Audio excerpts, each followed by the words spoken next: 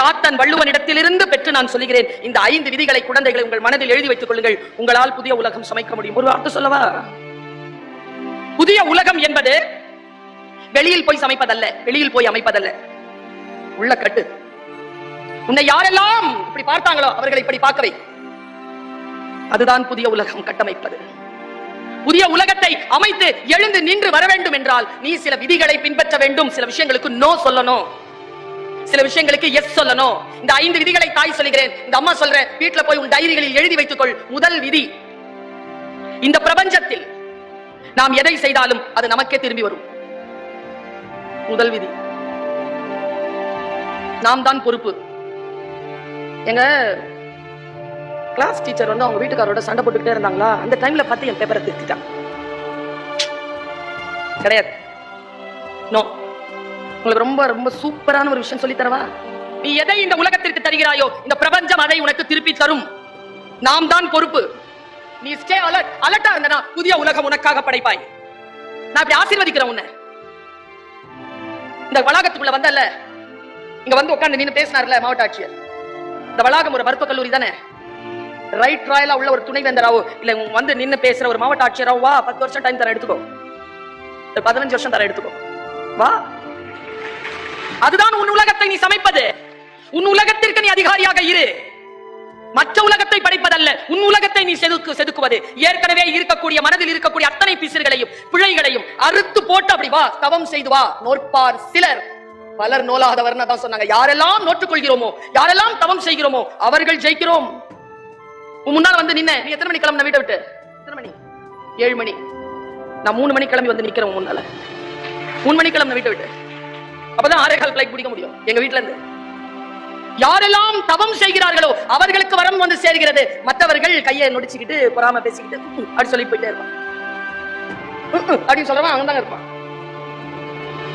நம்மளை பார்த்தா சொல்லுவான் மகிழ்ச்சி கொள். நம்மை பார்த்து யாரேனும் பொறாமைப்படுகிறார்கள் என்றால் மகிழ்ச்சி கொள். அவர்கள் பொறாமைப்படுகின்ற இடத்திற்கு நீ உன்னை சமைத்திருக்கிறாய், நீ உயர்ந்திருக்கிறாய். கவலைப்படவே படாத. என்னெல்லாம் நிம்மதியா இருக்க விட மாட்டாங்க தெரியுமா? பல நேரங்கள்ல எப்படி வந்திருக்கேன் நான் 3 மணிக்கு. நல்ல நீ போனாலும் இந்த உலகம் உன்னை மறுக்கும். நான் ஒன்னு சொல்றேன், ஸ்ட்ராட்டஜி சொல்றேன். ஃபர்ஸ்ட் மறுக்கும், தாண்டி வேலை செய், விமர்சனம் செய்யும், கடந்து வேலை செய், பாராட்டும், நிக்காத, கடந்து வேலை செய், பின்பற்றும். இதுதான் வழி. எங்கேயும் நின்னுட கூடாது. திட்டுனா நின்னுடுங்க. சிலதுங்க 1/2 லிட்டர் வரும். அவமானப்படுத்திட்டானா முடிஞ்சு போச்சு. என்ன ஒருத்தன் சொல்றோம், அழுதுட்டே இருந்தான் ஒருத்தன். என்னடா 3 நாளா அழுகுற, கேட்கவே இல்லையா நீங்க? என்ன நேத்து வந்தவன் என்ன முட்டாள்னு சொல்லிட்டான். சரியா தான் சொல்லியிருக்காருன்னாராம் குரு. நீங்களுமா? ஆமா, 15 வருஷமா என் ஆசிரமத்துல இருக்கிற. நேத்து வந்தவன் முட்டாள்ட்டான். நேத்து வந்தவன் முட்டாள்னு சொன்னதுக்காக நீ அழுகுறனா? நீ முட்டாள் தானே. விமர்சனங்களை எதிர்கொள். தேவையாக இருந்தால் திருத்திக்கொள். எதிர்த்து பேசாதே. Don't react, do respond. புதியதோர் உலகம் படைப்பாய். To respond. யாரையும் பார்த்து கோபப்படாத, யாருக்கும் பகை கொள்ளாத, நடந்து போய்கிட்டே இரு. நான் எப்பவுமே சொல்றது உண்டு, don't chase the snake, treat the venom. பாம்பை தேடி போகாதே. நீயா படம் இல்ல ஊனு உதன வந்து திரும்பி கொத்தன இடத்துல இருந்து விஷத்தை உருவுறதுக்கு. பாம்பை தேடி போகாதே. கடிபட்டு விட்டாயா, விஷத்திற்கு முறிவு செய். புதியதோர் உலகம் படைக்க வேண்டும் என்றால் சில விஷயங்களை நாம் எப்படி புரிந்து கொள்ள வேண்டும் என்பதற்கு சொல்கிறேன். நீ எதை தருவாயோ இந்த பிரபஞ்சம் உனக்கு அதையே திருப்பி தரும். நம்பர் 1 விதி. Number 2 super. இது வாழ்க்கை எதுவும் தானாக நடக்காது, எல்லாவற்றையும் நாம் தான் நடத்தியாக வேண்டும். நாம தான் செலுத்தணும். தானா நடக்காது. சில பேர் நினைக்கிறாங்க தானா நடக்கும்னு. கிடையாது. நீ தான் எழுந்திருக்கணும், நீ தான் உட்காரணும், நீ தான் சாப்பிடணும், நீ தான் படிக்கணும், நீ தான் தூங்கணும், நீ தான் நடத்த வேண்டும். 2வது விதி. சிலவற்றை ஏற்றுக்கொண்டால் மட்டுமே மாற்றம் நிகழும். 3வது விதி. நான் ஒன்னு சொல்லட்டுமா குழந்தைகளே? நான் இப்போல்லாம் வந்து என் பிரார்த்தனையை மாற்றி இருக்கிறேன். என் பிரார்த்தனையை மாற்றி இருக்கிறேன். இறைவா, நான் எதை மாற்றிவிடவே முடியாதோ அதை ஏற்றுக்கொள்கின்ற மனப்பக்குவத்தை எனக்கு தருவாயாக.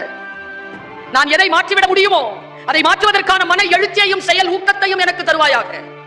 3வது, நான் எதை மாற்ற முடியும் மாற்ற முடியாது என்று பிரித்தறியக்கூடிய ஞானத்தை எனக்கு நல்குவாயாக.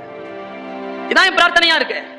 நான் சொன்னேன்ல உங்ககிட்ட, யாரெல்லாம் வந்து ஃபர்ஸ்ட் மார்க் வாங்குறவங்களை ஜெயிக்கணும்னு யாராவது முன்னால வந்து நின்னு அப்படி உங்களை பயமுறுத்தினா மார்க்க வச்சுட்டு பயப்படாம இருக்கக்கூடியவர்கள் யார் பயமுறுத்துறாங்களோ அவங்களை ஜெயிக்கிறாங்க. பயப்படாத. இன்னும் பார், உன் மார்க் என்னன்னு பார். உன் மார்க்ல இருந்து 2 மார்க் அதிகமா வாங்கு.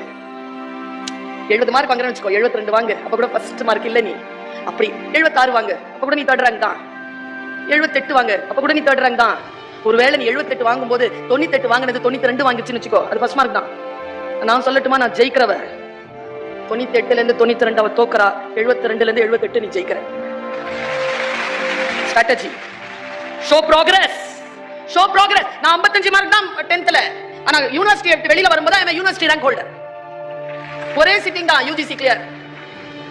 5 வருஷம் கரெக்டா பிஹெச்டி கரெக்டா. அந்த டைம்ல ப்ரோக்ரஸ், ஷோ ப்ரோக்ரஸ். அதுதான் புதிய உலகம். யாரையோ பார்த்து எதையோ வைத்துக் கொண்டு மீனாக இருக்கிற நீ மரம் ஏறுவதற்கு முயற்சி செய்யாது. காத்திரு, உன் கடல் உன் முன்னால் வரும், அப்போ நீந்து. இந்த அம்மா சொல்ற இந்த வார்த்தையை மட்டும் உன் டைரியில எழுதி வச்சுக்கோ. இந்த 3வது விதி இருக்குல்ல, பக்கத்துல எழுதி வச்சுக்கோ. பெருங்கடல், பெருங்கடலை அசைத்துக் கொண்டிருக்கிறது மீன் குஞ்சின் சின்ன துடுப்பு. பெருங்கடல் தான், நான் மீன் குஞ்சுதான், ஆனால் நான் அசைத்துக் கொண்டிருப்பது அந்த பெருங்கடலை. பெருங்கடலை அசைத்து பார் என் குழந்தையே, உனக்கான உலகத்தை நீ படைப்பாய். பெருங்கடலை அசைக்கணுமே. நான் மீன் குஞ்சு தானே, என்னுடைய துடுப்பு சின்னது தானே சொல்லிட்டு சும்மா இருந்துறாத, அசைத்துக் கொண்டே இரு. நான் சொல்றேனே, இந்த அளவிற்கு வந்து உட்கார்ந்ததே உன்னுடைய அசைவை பெருங்கடல் கண்டு ஓரளவு தன்னை அதிர வைத்திருக்கின்ற காரணத்தினால் தான் உனக்கு இந்த சீட்டே கிடைச்சிருக்கு. அது தெரியுமா உனக்கு? இந்த கடல் எல்லாம் அசைந்திருக்கிறது, இல்லனா இந்த சீட் உனக்கு கிடையாது. கவனம், யாரும் உனக்கு போட்டி கிடையாது, ஜெயிச்சுக்கிட்டே வா. அதுதான் உன்னுடைய நோக்கமாக இருக்க வேண்டும். 3வது விதியை நான் சொல்லி முடித்தேன். 4வது விதி, நாம் மாறும்போது சிலது மாறும். நாம் மாறும்போது சிலது மாறும், அதை நீ தெரிஞ்சுக்கோ. மற்றவர்களே மாற வேண்டும் என்று நினைக்காதே. நீ மாறுகின்ற பொழுது பல விஷயங்கள். யோகா பண்ணிட்டே இருந்தான், குருநாதர் கிட்ட வந்து கேட்டான், நான் யோகா பண்றேன், எனக்கு நல்லதான்னு. நீ யோகா பண்ண உன்னை சுத்தி இருக்கிறவங்களுக்கு நல்லதுன்னு அவரு சைலண்டா இருப்பான்ல, ஒன்னும் செய்ய மாட்டாரு. நீ மாறினால் எல்லாம் மாறும். 5வது விதி, கடைசி விதியை சொல்லுகிறேன். நேற்று, இன்று, நாளை 3ம் ஒன்றோடு ஒன்று தொடர்பு கொள்ளும். புதுசா ஒன்று வந்து விழாது. நேற்று என்ன செய்தாயோ இன்றைக்கு நீ அதை எதிர்கொள்ள வேண்டும். இன்றைக்கு நீ எதை செய்கிறாயோ நாளை அதை அறுவடை செய்ய வேண்டும். நேற்று, இன்று, நாளை என்பது ஒன்றோடு ஒன்று தொடர்பு இருக்கிறது என்பதை மட்டும் புரிந்து கொள். ரொம்ப சூட்சமமா ஒரு விஷயம் சொல்ற, ரொம்ப பெரிய ஆடியன்ஸ்க்கு சொல்ற வார்த்தை நான். ஆனா எனக்கு என்னன்னா, விதை தானே, விதைச்சிட்டு போறேனே. விதைத்தவர்கள் தூங்குகிறார்கள், விதைகள் தூங்குவதே இல்லை, அது முளைக்கிறது. எனக்கு விதை ரொம்ப பிடிக்கும் குழந்தைகளை. ஏன் தெரியுமா? பாரு, மண்ணுல புதைக்கிறாங்க, புவி ஈர்ப்பு சக்திக்கு எதிராக கிளம்புது பாரு, மேல கொள்ளந்துகிட்டு கிளம்புது பாரு. அது கிளம்பும் பொழுதுதான் நீ அதன் பச்சையை பார்ப்ப. ஆனால் உள்ளே வெடிக்கின்ற விதையை எப்பொழுதேனும் வாய்ப்பு கிடைத்தால் பார். உள்ளே சிதைந்து அழியாமல் உன் பச்சையை நீ வெளியில் கொண்டு வர முடியாது என்று சிறிய செடி நமக்கு சொல்கிறது. கம்ஃபர்ட் ஜோன்ல உட்கார்ந்துட்டு ஒண்ணும் செய்ய முடியாது. நான் உங்க எல்லார்கிட்டயும் சொல்றேன், இந்த கொள்ளிக்கட்டையினுடைய யூசேஜை குறைச்சிக்கோ.